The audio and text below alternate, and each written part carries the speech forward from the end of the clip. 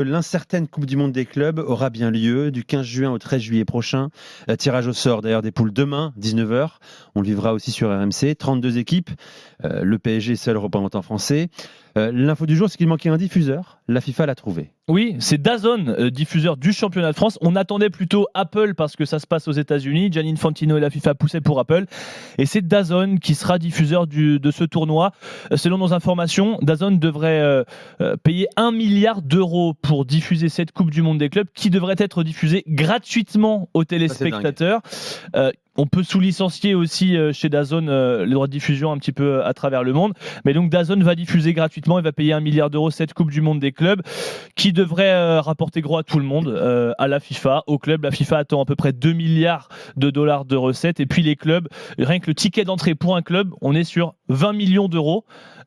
Quand tu participes, et puis plus les tours passent, plus il y a des dotations. La FIFA n'a pas communiqué sur toutes ces sommes, mais évidemment, plus on avance, plus les dotations sont élevées, donc une qualification par exemple en huitième de finale devrait être un petit peu au-dessus des 20 millions d'euros, etc., etc.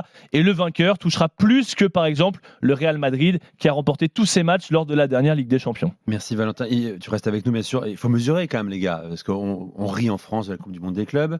On pensait encore il y a quelques heures qu'elle ne se tiendrait pas forcément.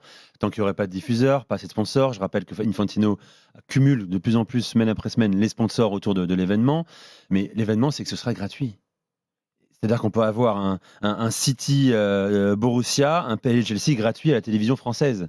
Je ne sais pas comment vous recevez l'info, si ça vous excite encore plus de voir cette Coupe du Monde des clubs ou pas, ça vous réconcilie avec le plan d'Infantino, mais c'est un événement. Et déjà on avance, on a enfin une visibilité par rapport à la compétition, parce qu'il y avait la question non, mais diffusion. Si. Non mais après Nico... il rigole. Non, mais... Tu sais que beaucoup de gens en France qui aiment le foot ne peuvent pas se payer forcément les abonnements. Oui, ni BeIN, ni DAZN, ni Canal. On a fait ce débat il y a 2-3 semaines déjà avec Simon sur cette compétition, etc. On en a parlé avec toute l'hypocrisie qui me caractérise. J'avais dit qu'il y avait beaucoup de choses qui me dérangeaient dans cette Coupe du Monde des clubs, notamment son emplacement par rapport à la Coupe d'Afrique des Nations, mais que j'allais la regarder et qu'on allait la commenter et qu'on allait et que parce que aujourd'hui quand on nous met ces affiches là notamment à cette période là et on est tellement pour moi le football c'est tellement une drogue pour moi que je vais m'y intéresser là en plus moi c'est dans une chaîne pour laquelle je travaille. Ah ouais non. Tu seras tu seras Miami. C'est un Walid à Miami. Ah ouais. Ça peut. Non, pour le coup, je ne sais pas encore, mais en tout cas, demain t'en parles en fait. Ça renforce l'offre de la chaîne pour laquelle je travaille, et puis en plus, comme tu l'as dit, c'est du foot gratuit à la télé. Si en plus c'est du foot gratuit à la télé, et on dit souvent que qu'il y en a pas assez pour la nouvelle génération sur ce type de match. Oui, c'est une vraie bonne nouvelle. Après, le problème, c'est toujours la même chose sur cette compétition. Où est-ce qu'elle est placée par rapport au calendrier, par rapport à l'enchaînement des matchs pour certains joueurs, notamment le fait de casser le jouet, etc. Mais c'est vrai que quand on voit certaines affiches, quand on voit la compétition, je répète, mais ne soyons pas hypocrites. Ici autour de la table, on va la regarder, on va la commenter. Encore plus cette année parce qu'il y a le Paris Saint-Germain et que ça concerne un gros club, le gros club de cette ligue. J'ai envie de te dire, mais heureusement, parce que en fait, la Coupe du Monde des clubs peut avoir les meilleurs sponsors, peut avoir le meilleur diffuseur possible. La Coupe du Monde des clubs, il lui manque une chose et qui est très importante, c'est la légitimité. Et j'ai même envie de te dire... Elle se construit, elle, ta légitimité. Oui, mais aujourd'hui, tu n'as pas de légitimité parce que pendant très longtemps, on a expliqué qu'en fait, la Coupe du Monde des clubs, c'était un projet qui n'en était pas un. En gros, c'était juste une lubie de Gianni Infantino. Et je vous dis quand même, on est début décembre. La Coupe du Monde des clubs a lieu début juin. C'est-à-dire qu'on est quand même très, très limite sur les délais. Et donc, par rapport à ça, j'ai même envie de te dire, la gratuité des matchs, par rapport à la légitimité que tu as envie de te construire, c'est un passage obligé. Parce qu'à partir du moment où tu dois avoir cette légitimité-là, tu es quand même obligé de faire des concessions comme cette gratuité des matchs.